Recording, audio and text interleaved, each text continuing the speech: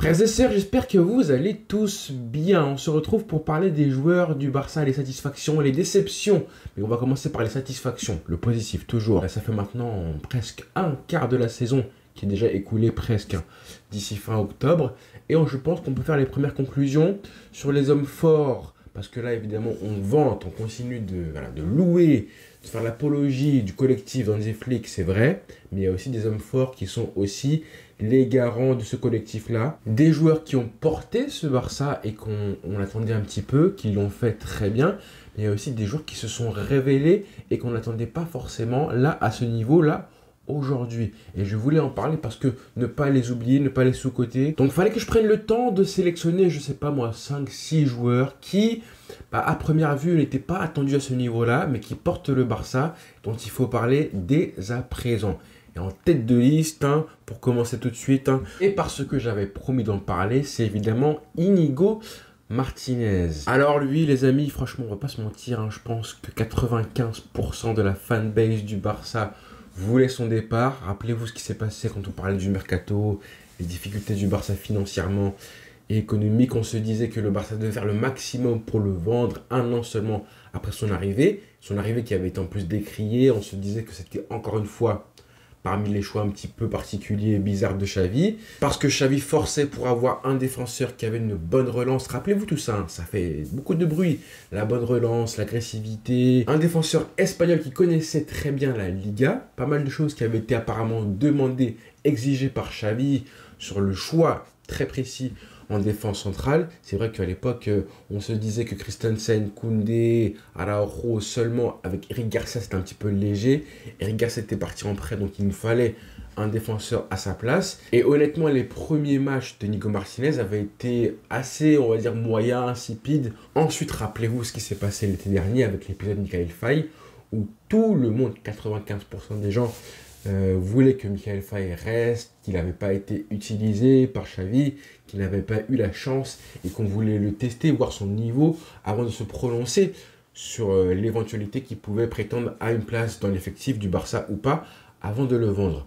Le Barça n'a même pas attendu ça. Le Barça a voulu, je pense, compter sur la valeur marchande du joueur et le fait qu'il voulait absolument jouer vu qu'il était très jeune, il est très jeune, il a 20 ans, donc il a été vendu à Rennes assez vite. Et du coup, pas mal de critiques envers le club. Mais tout de suite, dès le début de l'été, un Hansi Flick qui, à travers la presse aussi, qui a relayé l'info, comme quoi le coach allemand, comptait énormément sur le joueur. Non seulement, oui, il compte sur le joueur, il le fait jouer à toutes les rencontres ou presque pour le reposer. Donc voilà, on a un défenseur qui non seulement s'est imposé au Barça, qui a parfaitement remplacé Ronald Araujo depuis son absence, qui est parfaitement complémentaire avec Pau Cubarsí. Limite, on sent que c'est un petit peu un mentor pour lui, et tant mieux. Et dernière chose, la plus importante, c'est évidemment qu'il correspond parfaitement au style, au système de jeu d'Hansi Flick, qui demande d'avoir non seulement un défenseur bon à la relance, ça on l'a vu plusieurs fois, les Cubarsí et Íñigo Martínez font des passes intéressantes qui cassent les lignes et qui servent tellement dans ce jeu vertical demandé par Hansi Flick, mais aussi défensivement avec cette volonté d'avoir un bloc défense hyper haut. J'en ai parlé récemment lors de ma vidéo quand je parlais du hors-jeu, c'était lundi dernier, là avant-hier. Et là, forcément, j'en reparle pour reparler du fait que Íñigo Martínez, il correspond, contrairement à Araujo et ses faiblesses, ses habitudes à défendre un petit peu trop bas. On le sait, j'en ai parlé récemment, que Araujo, il est un petit peu en mission pour couvrir du coup l'espace et la profondeur qu'il y a derrière le bloc de l'équipe. Sauf que parfois, même très souvent, ça amène à avoir un défenseur qui justement est un petit peu trop reculé. Et une équipe, un bloc équipe qui défend trop bas. Maintenant, comme je disais, c'est pas encore parfait niveau défensif. Le Barça quand même a pris 9 buts. Je crois que le Barça est 8e défense de Liga pour l'instant. On verra justement s'il continue à être titulaire quand Christensen sera de retour, quand Araujo sera de retour. Ce sera vraiment intéressant. Mais je pense qu'on peut quand même s'excuser, reconnaître ce qu'il a fait depuis le début de saison. Contre Osasuna, il était sur le banc, il était mis au repos et le Barça a perdu 4 buts à 2. 4 buts quand même encaissés, donc c'est pas un hasard non plus. Et pareil, si récemment, il y a eu des échos comme quoi il pouvait être rappelé en sélection. À 33 ans, c'est fort. Donc merci Inigo. Deuxième joueur sur lequel je voulais revenir, c'est évidemment Marc Casado.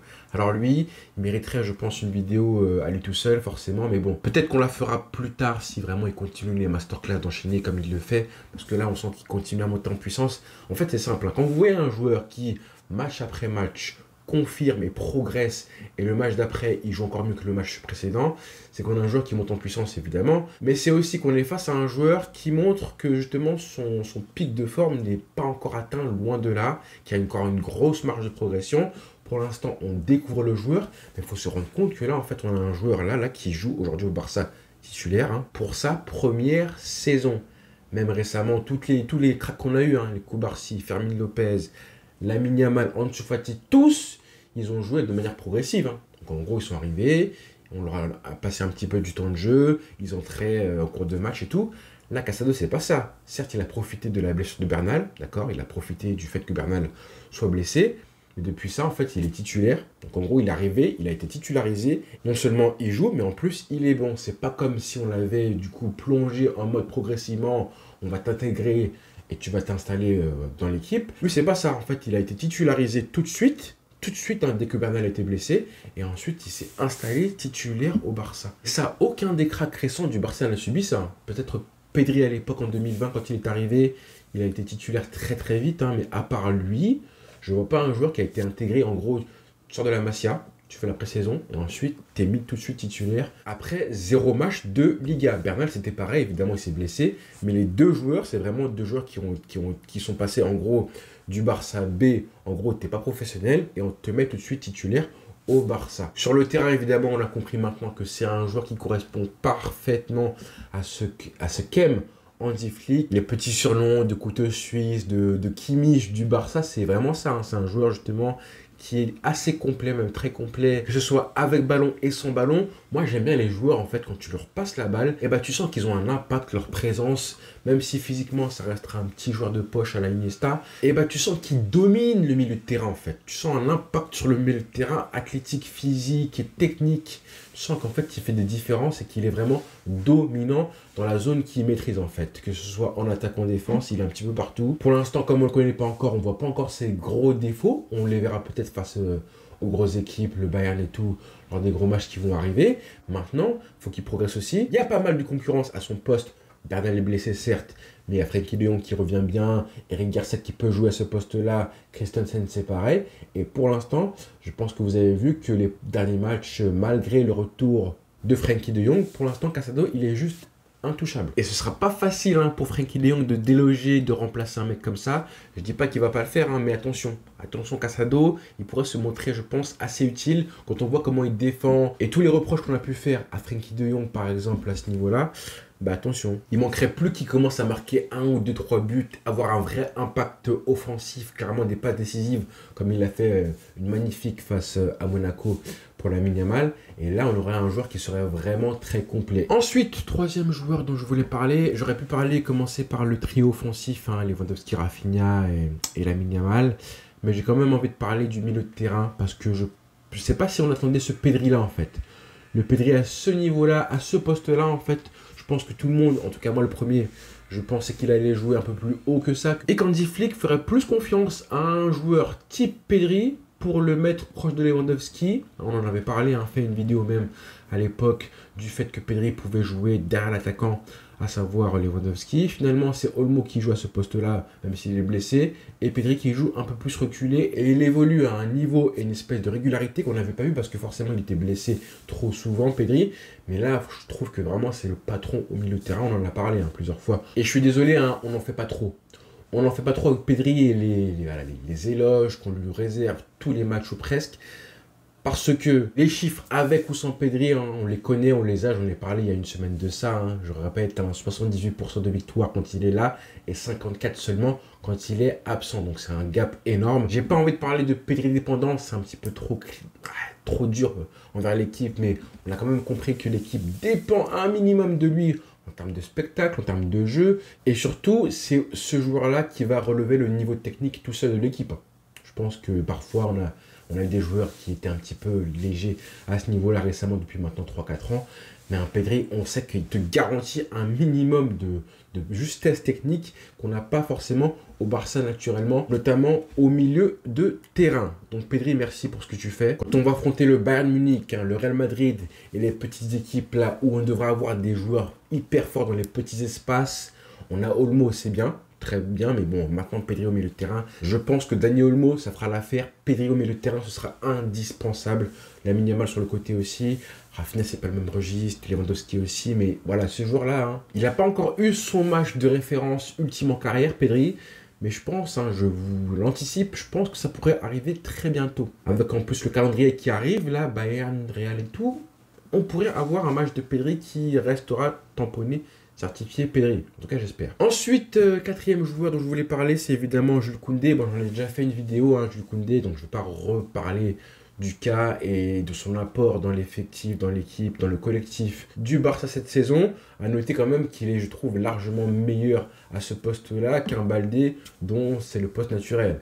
Alors, c'est pas le même âge, c'est pas le même vécu, pas la même expérience et tout, mais quand même, c'est aussi un rôle d'avoir un Lamine Yamal devant lui, de savoir l'épauler, comment justement faire en sorte de savoir comment l'accompagner et combiner avec lui. On voit qu'ils sont vraiment très à l'aise les deux ensemble. On a vu lors du dernier match face à Alaves que Lamine Yamal, sans Koundé pour l'instant, eh ben, il est un peu moins à l'aise. Faut le dire, hein, qu'il était un peu moins en vue. Eux aussi, il porte le Barça dans le sens où c'est devenu, comme je le disais récemment, un leader complet dans l'équipe. Je ne sais pas combien de fois Koundé a été soit meilleur joueur, soit MVP de la rencontre, soit le mieux noté sur les applications que vous connaissez, SofaScore, etc. Mais ça a été assez souvent, hein, qu'on ne s'en rend pas compte. Maintenant, on sait que prochainement, il va passer au révélateur. Il va affronter les meilleurs ailiers du monde. Hein. On sait que latéral droit, c'est le pire, c'est pas le pire poste, mais le plus ingrat en plus, je pense, hein, dans le football.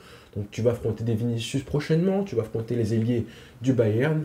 Donc bon courage à lui, ça va être compliqué, mais je pense qu'à ce niveau-là, s'il passe en fait ce step-là, hein, s'il passe les épreuves avec ces matchs hyper importants, comme il a fait justement à l'Euro récemment, et ben ça va contribuer à ce qu'on ait un Koundé qui s'affirme un peu plus, qui monte en puissance et qui prenne de la confiance. Ça va être forcément, quoi qu'il arrive, une des clés de ces matchs-là.